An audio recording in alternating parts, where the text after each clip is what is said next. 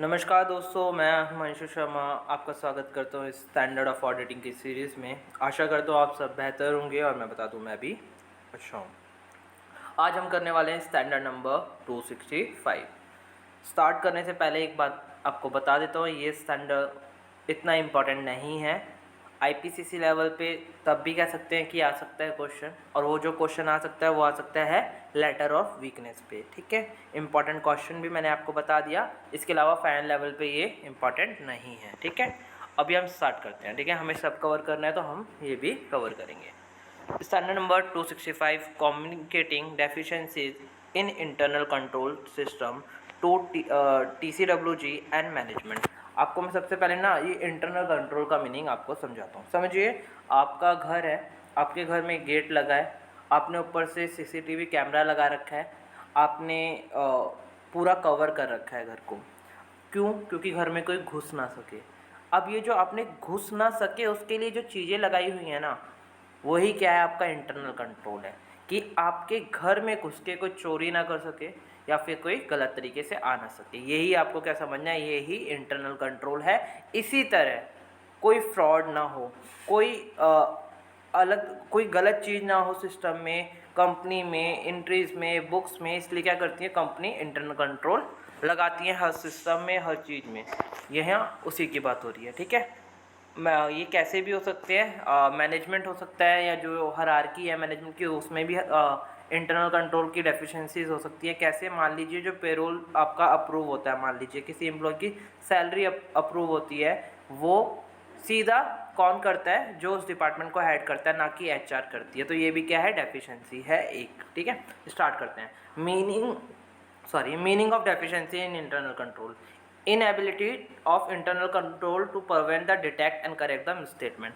पहला point, meaning समझ रहे हैं हम डेफिशिएंसीज का, तो पहला है कि जो इंटरनल कंट्रोल तो है बट वो काबिल नहीं है कि क्या कर सके, प्रिवेंट, डिटेक्ट एंड करेक्ट कर सके किसको, मिसस्टेटमेंट को।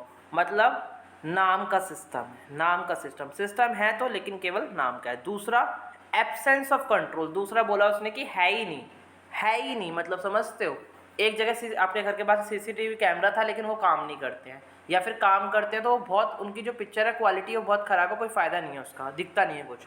तो वो पहले पॉइंट में हो गया, और है ही नहीं वो दूसरे पॉइंट में हो गया। मीनिंग समझ में आता है। अब बात करते हैं हम इसके, एक ही टॉपिक है, ऑडिटर रिस्पॉन्सिबिलिटी क्या है उस पर बात करेंगे। सबसे पहले ऑडिटर रिस्पॉन्सिबिलिटी में हम आते हैं, indication of deficiency in internal control. Deficiency है इंटरनल कंट्रोल में, इसके इंडिकेटर्स क्या होंगे। ठीक है, identification of deficiency internal control and उसके इंडिकेटर्स को भी हम यहाँ पढ़ेंगे। ठीक है, तो determine whether on the basis of work any deficiency in internal control is identify.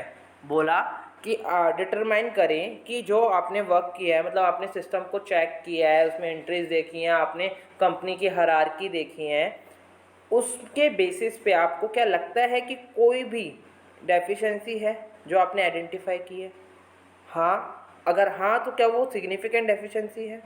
ठीक है, अब कुछ इंडिकेटर पढ़ेंगे कि आपको कैसे पता चलेगा कि जो डेफिशिएंसीज आपको मिली है वो सिग्निफिकेंट है। ठीक है, सिग्निफिकेंट समझते हो, बहुत बड़ी उनसे गलती हो सकती है या उसका रिजल्ट बहुत ख़राब हो सकता है। ठीक है, evidence of ineffective aspect of control environment. पहला, कि आपको कोई एविडेंस मिला है जो कि बताता है कि कंट्रोल एनवायरनमेंट इफेक्टिव नहीं है। ठीक है, दूसरा, एंटिटी रिस्क असेसमेंट प्रोसीजर जो है, प्रोसेस जो है वो क्या है, या तो है ही नहीं या तो एब्सेंट है। ठीक है, अभी रिस्क असेसमेंट प्रोसीजर रैप को हम 300 की सीरीज में बहुत अच्छे से पढ़ेंगे। हाल फिलहाल के लिए समझ लो, एक सिस्टम लगाए होते हैं कंपनी ने जो डिटेक्ट करते हैं प्रॉब्लम्स को, अब गलतियों को, और कोई चीज़ गलत नहीं हो रही है उसको। ठीक है, रिस्क असेसमेंट प्रोसीजर सबसे पहले मैनेजमेंट को ही अप्लाई करना पड़ता है। ठीक है, ineffective response to identify significant risk. क्या हुआ, जो रिस्पॉन्स होता है ना, मान लीजिए कोई कंपनी में आपके यहाँ आपको कोई वो मिला, इंडिकेटर मिला कि हाँ गलती है, लेकिन ना अब उस गलती को ठीक करने के लिए आपको क्या करना चाहिए, कुछ कदम उठाने चाहिए, लेकिन कंपनी में ऐसा नहीं होता है। तो जो रिस्पॉन्स है वो क्या है, इनइफेक्टिव है। ठीक है, दूसरा, correction of prior period misstatement arise due to fraud and error. ठीक है, इंडिकेटर ये भी है, कैसे मैं बताता हूँ आपको।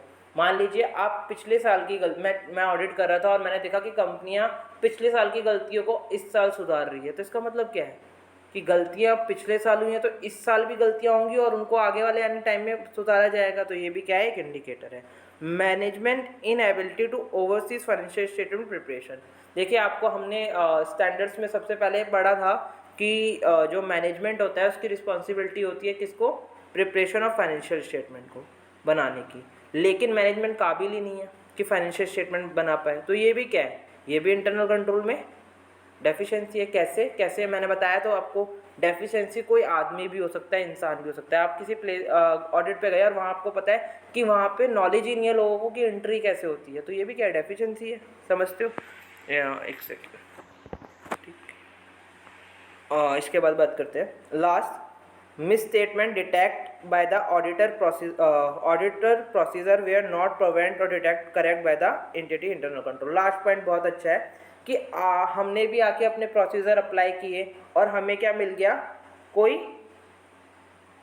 आपको डेफिशिएंसी मिल गई जो कि किसके सिस्टम से नहीं पकड़ में आ रही थी, कंपनी के सिस्टम से नहीं पकड़ में आ रही थी। तो इससे क्या पता चलता है कि इनका इंटरनल कंट्रोल सिस्टम खराब है। ठीक है, आगे चलते हैं। इसके बाद हम जो आपको क्या हुआ, डेफिशिएंसी मिल गई, अब आपको कम्युनिकेट करनी है किसको, TCWG और मैनेजमेंट को। तो इसमें सबसे पहले समझिए मोड ऑफ कम्युनिकेशन क्या हो सकता है। इन राइटिंग टू राइटिंग में होगा, किसको करना है, TCWG और मैनेजमेंट को। लेकिन TCWG को तभी बात बतानी है जब मुद्दा बहुत बड़ा हो और गर्म हो, ठीक है, मतलब सिग्निफिकेंट डेफिशिएंसी होगी वही बताओगे।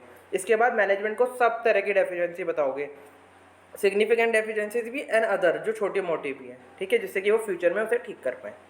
अब कम्युनिकेशन का कंटेंट क्या होगा, क्या कैसे आप बताओगे, कि मतलब कैसे आपको बताना है कि ये डेफिशिएंसी। सबसे पहले तो आपको डिस्क्राइब करनी है कि डेफिशिएंसी क्या है, ठीक है, explain of their potential effect. इस डेफिशिएंसी की वजह से ये हो सकता है, ये हो सकता है, समझते हो, क्या आहत हो सकता है, क्या मिसस्टेटमेंट हो सकती है जो कि इस डेफिशिएंसी की वजह से, ठीक है। और लास्ट में sufficient information to explain that the purpose of audit is to express the an opinion, internal control evaluation to design a further audit procedure। ठीक है, आपको ये भी बताना है कि इसका पर्पस क्या है, कि हम इन फ्यूचर जब ओपिनियन फ्रेम करेंगे तो हम अपना ओपिनियन दे पाएँ एंड इवेल्यूएट कर पाएँ इंटरनल कंट्रोल की उसको इवेल्यूएट कर पाए, जिससे कि हम जो फर्दर प्रोसीजर अप्लाई करें ना उसको ध्यान में रख के करें। इसका मैं आपको एक एग्जांपल देता हूँ। अगर मान लीजिए मैंने फिक्स एसेट्स चेक कर जहाँ जिस सिस्टम से फिक्स एसेट्स का डेप्रिसिएशन कैलकुलेट होता है, अब मैं सबसे पहले क्या चेक करूँगा कि सिस्टम सही कैलकुलेट कर रहा है। अगर मुझे पहली स्टेज पे यही पता चल गया कि इनका सिस्टम ही सही कैलकुलेट नहीं कर रहा, तो क्या मैं उनके अकॉर्डिंग जो डेप्रिसिएशन आ रहा है उसे लूँगा? नहीं लूँगा।